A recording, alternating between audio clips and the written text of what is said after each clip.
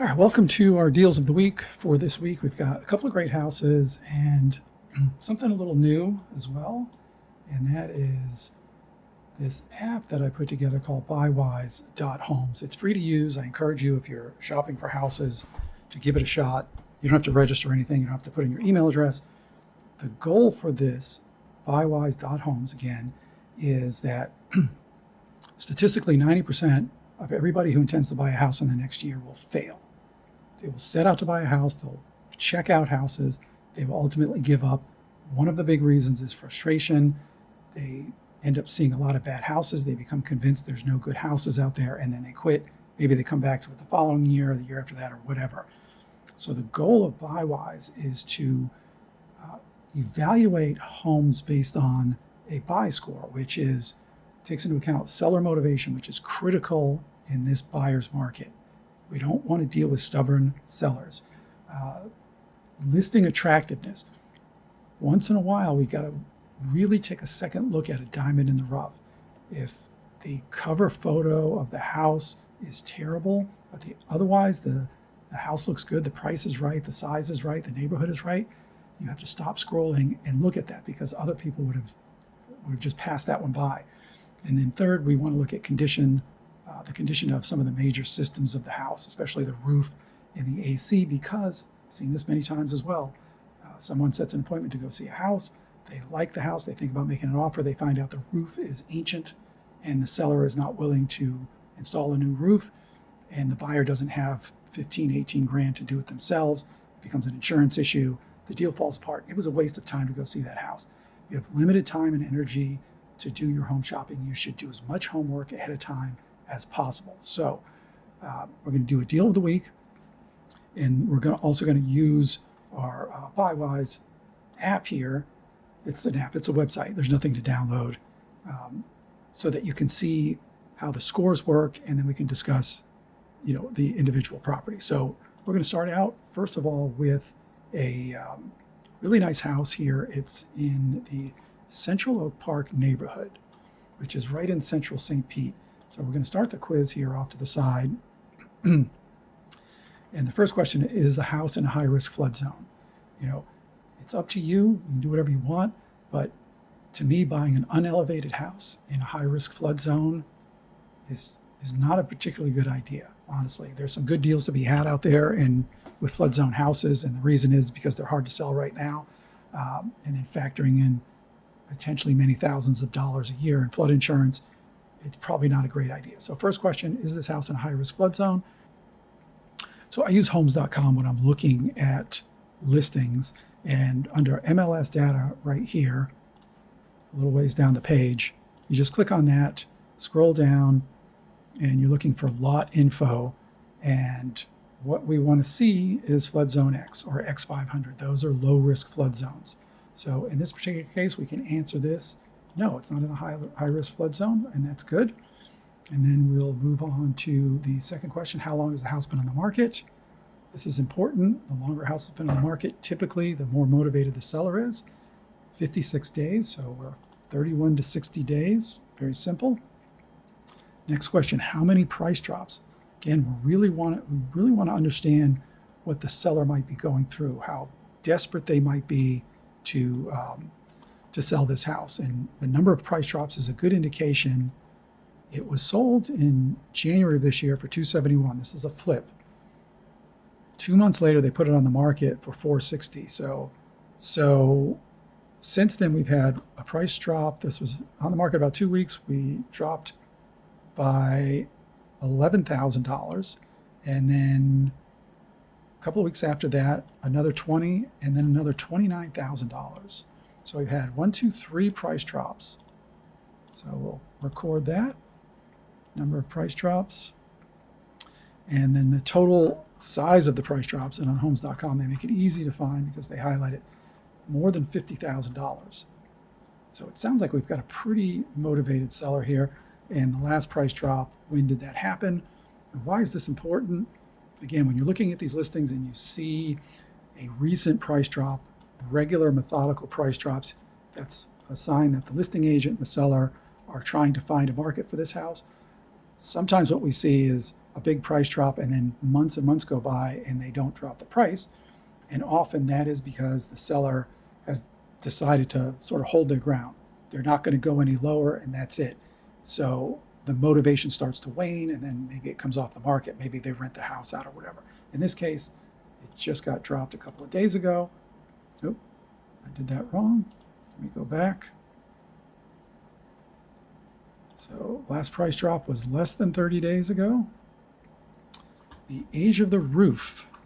Remember, we want to buy houses with new systems, especially a roof and AC. This particular case, they don't tell us. Doesn't mean the roof is super old, but typically when somebody lists a house, if they've got a new roof that's 5 years old or under, or maybe even 6 or 7 years old, they're going to put it in the description. That's a selling point. And it's the same thing with the AC. And actually, I take that back. They didn't put they'll usually put the date in there because it stands out a little bit more, 2025 roof. In this case, they just wrote it up as including a brand new roof. So this roof is 0 to 5 years old, which is a good sign. They did not put the AC, so we're unsure about that. And then they're asking we're asking if the windows are updated. And there's notes down under all of these questions. And I'm just going to read this one to you. Newer or impact windows, they're a super hidden value booster. Most people, when they go to look at a house, it's just not something they notice. They're looking at the size of the rooms, the kitchen counters, the appliances, tile in the bathrooms, looking at all that stuff. Windows get overlooked a lot of time. This is a big, big value booster. An average size house, impact windows might be 25 grand. So it's nice to see those. In this case, let's just buzz through some of the pictures to see if we can tell. I think that based on this, and this is something that once you're out there shopping, you'll start to notice. You see the mullions or the borders on these windows are really thick, right? So that might be a newly replaced impact window. Whereas this one, see how thin that is? I'm thinking it's probably not. So it's really kind of hard to tell. And the house is nice, bright. This is a new flip, so we got pretty much everything new, tile, vanities. This is just kind of weird. It's 3 steps up. I don't know what that used to be. If that was going out to the garage side, that would be weird that you'd step up. And the way this is framed, it looks like this was opened. So I don't know if that was a breezeway at some point. Let me go back. It's a little bit difficult to tell. But super clean, nice sized rooms, all new appliances, gas stove, everything looks pretty good here, really. Now this window looks really super old. This looks like an aluminum framed window. It's hard to tell. It's certainly not an impact window. So they've got a mix of windows here, which is not ideal, but not a deal breaker either. And then you have a garage in the back. So we're going to answer this. It looks like some windows are updated, but definitely not a whole house full of impact windows. Does this house fit in with the neighborhood? This is on 9th Avenue, and this is something that a lot of people look past too. And unfortunately, Google Maps always puts us in an alley here. So this part of Central Oak Park is filled with houses that started their life as a 2-1, 900 or 1,000 square feet. Some were added onto. So a 1,300 square foot house fits in pretty well with the neighborhood. I wouldn't say this one is over improved. I would say it just fits in with the area because, again, the rule is, and I've seen this happen before, people focus on that house. They look at the listing and it's a great house. It fits their needs. They go out. So let's say it's 2,000 square feet. It's 700,000. They get into the neighborhood. Every other house is 1,100 square feet and maybe 350 tops, 350,000 tops. You don't want to go against the adage, buy the best house, buy the worst house in the best neighborhood. You want to buy a house that fits in with the neighborhood. You don't necessarily want to buy a house that's over improved. So we'll say, yes, this fits in with the neighborhood. And then the final question is, what were your first impressions of this house? And this is I'm looking at this on my computer, obviously, but if you're looking, as most people do on the phone, this is going to be the first picture that you see. And I would argue it has almost no curb appeal.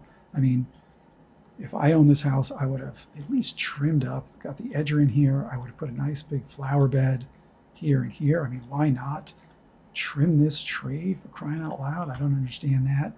Add some color. This is not the picture's fine. The house has been repainted, it looks like, and it's nice and clean, but it doesn't have great curb appeal. This is what you want. I mean, if this was the house for you and you scrolled past it because this picture doesn't look great, and then somebody else says for $500 at Home Depot, I could put some beautiful plants and shrubs here, trim this up, could even put some new sod in here, trim this tree, and I'd have a gorgeous house. Look for those diamonds in the rough. So I would say this has got no curb appeal, if you'd ask me. It's certainly not a scroll stopper. You might say it's average. We'll go ahead and say it's an average listing photo. And then again, you don't have to register anything. Just click Show My Score. And there it is. It's an 84. And if you go down to the legend here, you see here, this is a go see. These homes show clear signs of value. We've had multiple price drops. We've got a newer roof. The seller has been adjusting to the market. If this house fits your needs, it's definitely worth seeing. It's got some really nice features to it. It's in a good neighborhood. It fits in with the neighborhood. The downside is 9th Avenue is a busy street, and you see the address here, 3468. That means it's on the block that goes to 34th Street, which is a very busy sort of industrial shopping area. So it might be too busy in that sense. But otherwise, I think this is a motivated seller, a decent house. Drop a comment. Let me know what you think. If you use the app, drop a comment and let me know if you think that something should be included that I didn't include. I just launched it the other day, so I'm looking for feedback. So let's just do a quick recap of this house. This was a 3-bedroom, 2-bath house, 1,000 square feet. Price-wise, a little pricey still for my taste at $388 a square foot. I think this house should be really more probably in the it's not staying 345 range, but it is a 3.2, so you're going to get a premium for that. Drop a comment. Let me know what you think. Let's take a look at house number 2. All right, let's check out house number 2 now. And this one is a 4-bedroom, 2-bath house in the Distant Heights neighborhood. If you've watched my videos, you know that it's one of my favorite neighborhoods. Not the least of reasons is that it is definitely not a flood zone, and it's right in the center of St. Pete. So let me just back out a little bit so you can see where it is. It's actually pretty close to the other house. This is 9th Ave and 34th. So the other house was right here. So this is just a little ways away, and it's well within our kind of no flood box. There's lots of no flood areas over here as well, but this is almost entirely, there's very few streets in this area that you're going to have a flood situation with. So right off the bat, we just say, no, this house is not in a high-risk flood zone. And days on market is 52, right there. So we're between 31 and 60 days. We like houses that have been on the market for a while. We like to see some pressure being put on the sellers. And let's look at the price action. How many price drops do we have here? So this house was bought in January as a flip for $400,000, $187 a square foot. Somebody got a pretty decent deal on it. And 2.5 months later, they put it back on the market, $649 at a respectable $304 a square foot. This is a pool house too, by the way. So we started out at $649. 10 days later, they dropped it by $500. I don't consider that a price drop. Some people do this as a pricing tactic. It kind of gets bumped up sometimes on the home sites like Zillow as a price drop. Take another look, but $500 is not really a price drop. So that's, we'll count it, but so that's one. And then about a month goes by, they drop it another $10,000. That's 2. And then only a couple of weeks after that, they drop it another 15. That's what we like to see. This is what we really like to see. Very little, bigger, big. In other words, you can almost, I'm not saying we're smelling desperation here, but they're not getting any action here. So they said, let's see where the price is. Let's see where the market is. And they dropped it another 15, which is a really, really good sign. So we've technically had 3 price drops. That's what we like to see. And the last price drop, or the total price drop, is about $25,000. That's the size of price drops, $25,000. And then the last price drop was less than 30 days ago.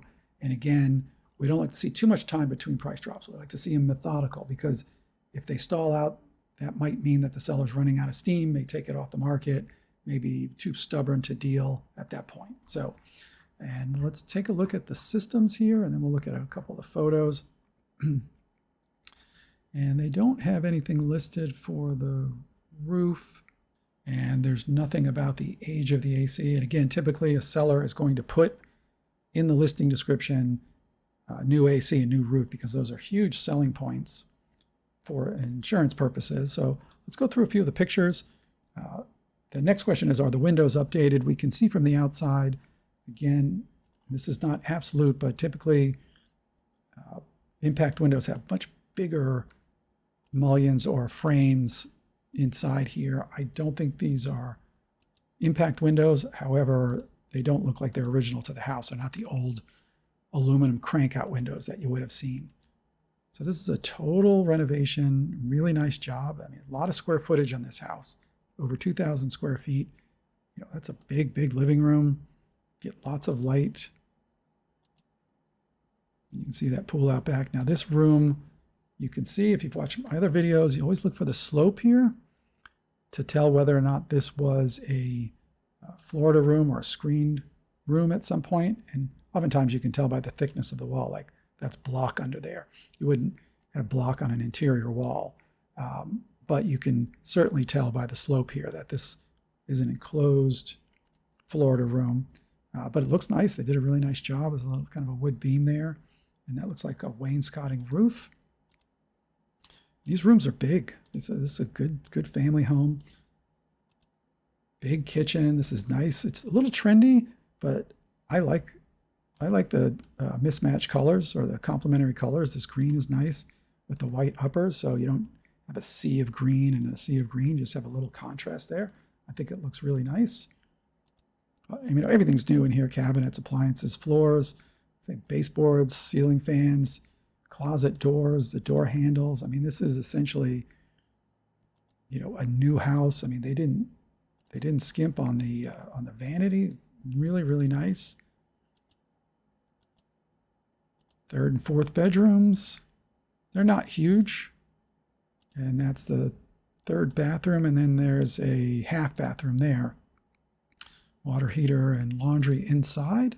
And there's a pool. Let me just answer this question. Are the windows updated? And we think that there's some updates, but they're not impact windows. Pool area is not great. That's just kind of a sea of concrete, which to me doesn't look great. I don't know why all of this is concrete, you know. I mean, you get the pool area part, and then, you know, maybe even extend it out here, but I don't know what the point of having concrete all over here is. Anyway, it's a little bit nitpicky. And so next question, does this house fit in with the neighborhood? And actually it's nice to get some trees in the backyard too. From that angle, it looks even nicer. So, and here we can see a couple of neighboring houses. I think these are older pictures. And they're, you know, they're not as big. The only thing I would say is that this part of Distant Heights, most of the houses were built as around 1,100 square feet. A lot of them, they enclosed the backs, turned them into 1,500 or 1,600. You don't see that many 2,000 plus square foot houses here. So you could make an argument that it's a little bit nicer than homes nearby. It's a brand new renovation and it's bigger. I don't think that's a deal breaker at all, but we're going to answer it honestly, because that is the truth. I think it is a little nicer than some of the houses nearby, or many of the houses. And then what were our first impressions of this listing? And we're just going to take a look at this first photo, because this is what you would see if you were scrolling. Nice, but not great. I think this tree it dominates the first picture. I think if they would have taken it from this angle and minimized this tree and done a dusk picture, they would have gotten a lot more action. They certainly would have got a lot more clicks, because, you know, we don't have great grass growing under this tree. You get half a driveway. I mean, look at fully half of this picture or more is taken up by this tree. You get no sense of how big it is, and that it makes the house look smaller. I don't know. I'm going to say that, and this is a good thing, that we have negative and no curb appeal on my first impressions, which is good, because people are going to scroll past. It provides an opportunity. I think this is probably a pretty good house. So let's take a look at the score. And that's a 70. So again, this one just barely made it into the go see it. And a couple of things that I think it took a hit on is we don't know what the age of the AC. Primarily, we've had some nice price drops, but the other thing is that it's 2,100 square feet, 2,138 square feet in a neighborhood where most of them are probably going to be the average size around 1,400 per square foot or 1,400 square feet. So not a deal breaker, but it's just something to consider. Drop a comment. Let me know what you think about this house in Distant Heights at 625 for a pool house, four bedroom, 2.5 bath, 2,100 square feet, under $300 a square foot. This is definitely a house that you should go see. It scores good. The only concern is maybe it's a little too nice for the neighborhood, but I'm not even sure about that. So drop a comment. Let me know what you think. Buywise.homes. It's just a website. You don't have to put your name in. You don't have to put the address in. You don't have to do anything. Just score the house. It helps you think about culling some of the properties that you might have gone to see that were ultimately not worth seeing. That's the whole point of buywise.com.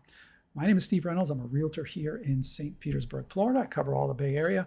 If you have questions about Buywise or questions about any of the listings we've seen, any of the deals of the week, if you're buying or selling, shoot me a text, give me a call, send me an email. I would love to help you out, and I will see you next time.